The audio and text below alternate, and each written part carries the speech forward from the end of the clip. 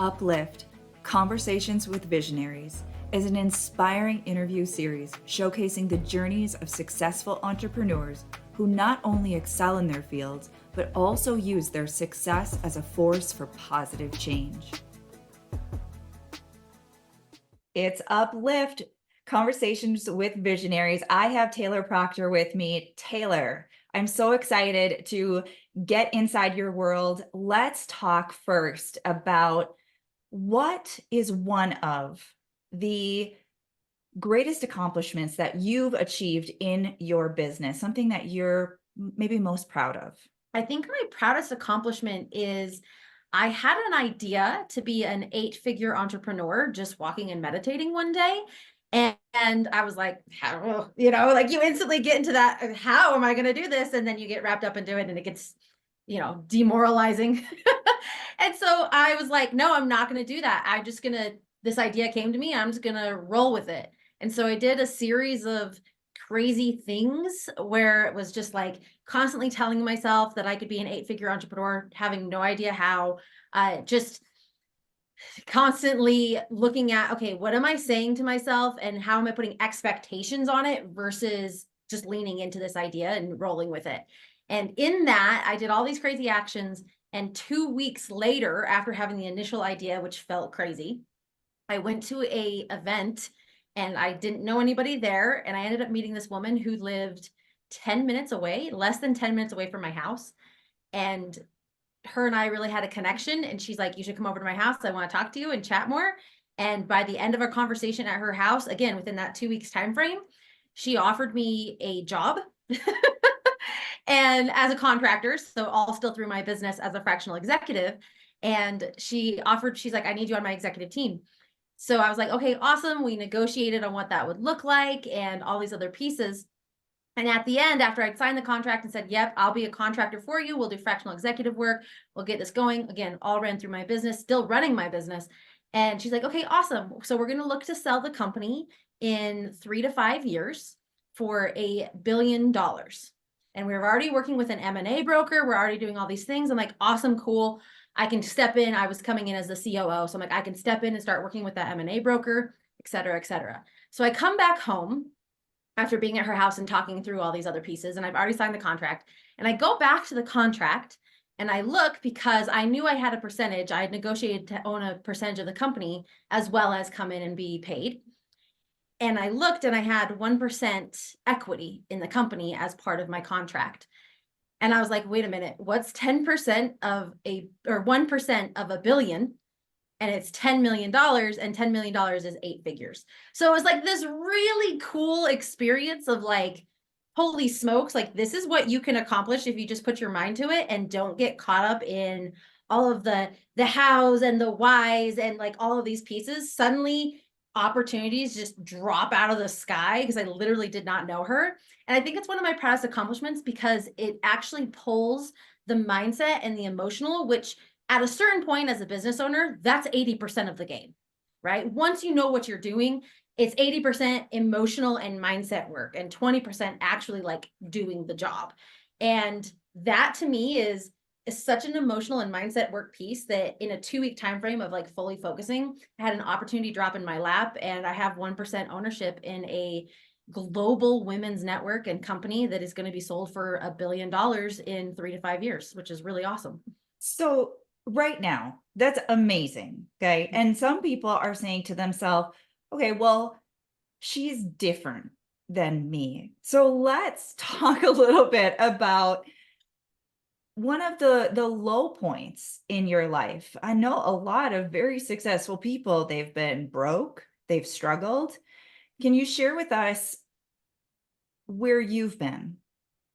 Yeah. So I think the lowest point in my life and in my, I'm going to say professional business life as well, was I worked in corporate for 15 years and I was what you would call an intrapreneur.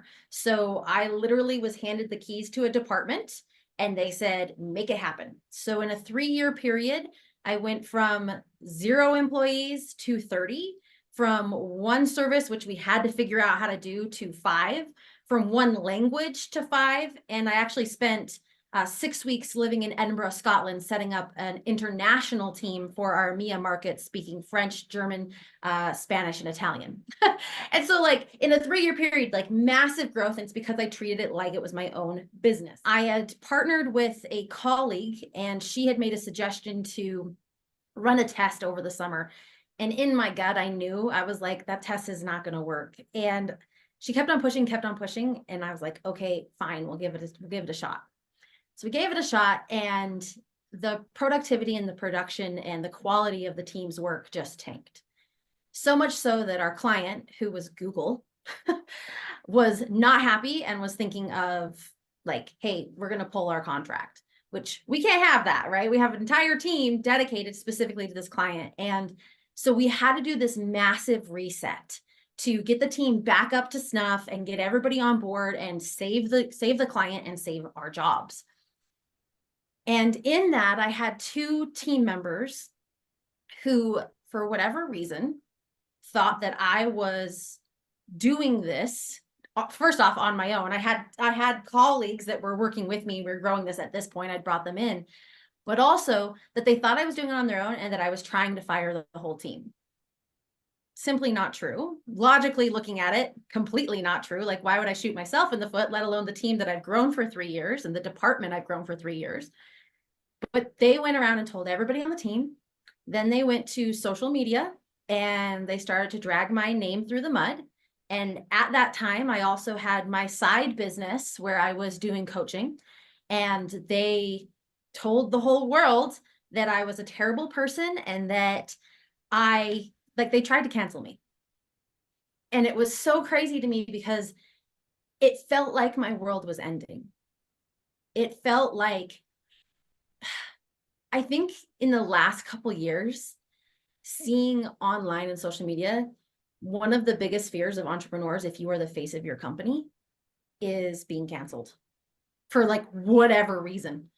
And it happened. And I was like, I can't believe that this is my life. But I actually looked at those 2 people and I thought that they were the whole team. And it wrecked me, and it wrecked me for a long time. And I thought that I can't be a leader. It completely, in my brain, it diminished all the hard work that I have done and all the growth and all the ownership and all the like very tertiary, but all the money that we brought in. We were bringing in just close to $1 million in revenue in a 3-year period, which is unheard of for a department our size in the industry that we were in. And so it was just like all of that washed away because I felt like I was a terrible leader. I felt like nobody liked me. I felt like I had done everything wrong, even though looking back, it was out of my control. Looking back logically, I was like, there's no way. How can they see this and think this when if you put the dots together, it's like, there's no way. But it was the lowest point ever because I just felt like my world was ending. I felt like my career was ruined. I felt like I wouldn't get the trust of my team back. I felt like all my hard work was for nothing. And I really got in my own head and beat myself up about it for, I'm gonna be honest, years.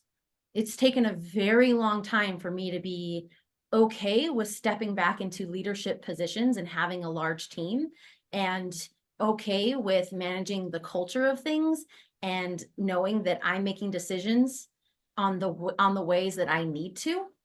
And honestly, it's one of the things that I go back to in my business is I have a methodology, and intuition is the first part of that methodology. And I think back and I'm like, this is the perfect example of that, because my colleague was like, we should run this test. We should run this test. We should run this test. And my intuition was like, do not run this test. And I kind of gave in to peer pressure. And I'm like, going in the future, anything in my business is led by my intuition first, so that I can know I'm on track and I can trust the process and trust myself, because that I had to really grow back into that because of such the demoralizing nature of being canceled. So you rose above that, and now you're doing incredible things again in your life and in your business. I want to talk about how you are using your success to give back and uplift others. Yeah, so two ways. One is I have had the honor of working with two amazing nonprofits. Both are in their like startup phases. One of them is working with women all over the world globally, and then the other is working on suicide prevention and suicidality recovery. And so really love being able to work with those two individual organizations to give back. Additionally, I have my business set up with a model that I give 5% of my profits to charities as part of charitable donations. And of course, that's tax deductible, and I'm able to negotiate that into my expenses and my finances as well. But ultimately, it's about giving back in the ways that I can. So the ways that I can is helping those two individual nonprofits really grow and treating them, because nonprofits are their own business entities, right? So helping them get good at business and really grow and make an impact in the world, and then also donating that 5%. I love that. This is all about showcasing, highlighting individuals who have gone from challenges and setbacks and hard knocks to achieving success for themselves. And because of that success, they are able to give back, to help others, to help uplift others. And so I want to thank you so much, Taylor, for sharing your story with us today. It truly is inspirational. And I sincerely hope that it is inspiring our listeners to make their dreams a reality and to make sure that they are also helping to pay it forward and make this world a better place. Thank you.